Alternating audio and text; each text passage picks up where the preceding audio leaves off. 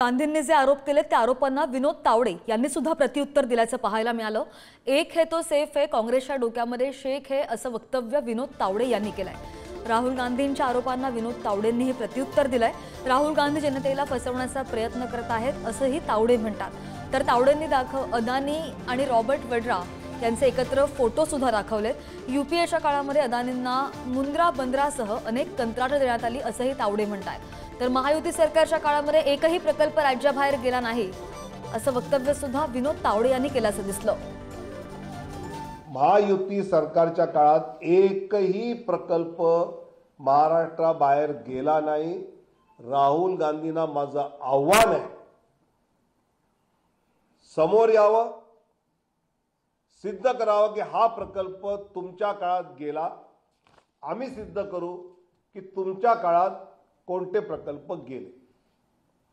उलट महाराष्ट्र राज्यामध्ये परकीय गुंतवणूक देशात प्रथम क्रमांकावर आहे। जम्मू काश्मीरमध्ये एक राहिले असते तर काश्मीरी पंडित सेफ राहिले असते। तिथलं वास्तव आपल्याला माहिती आहे।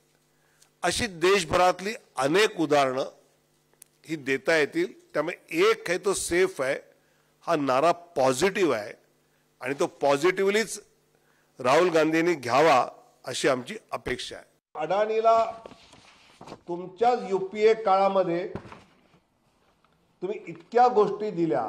90 मध्ये मुंद्रा, 5 मध्ये फूड कॉर्पोरेशन ॲग्रीमेंट तुम्ही केलं। मनमोहन सिंगजी असताना MDOचं कॉन्ट्रॅक्ट तुम्ही त्यांना दिलं।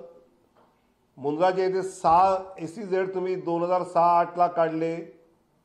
मग 2010 ला तुम्ही ॲग्रीमेंट इंडोनेशिया यांचं कसं करून दिलं।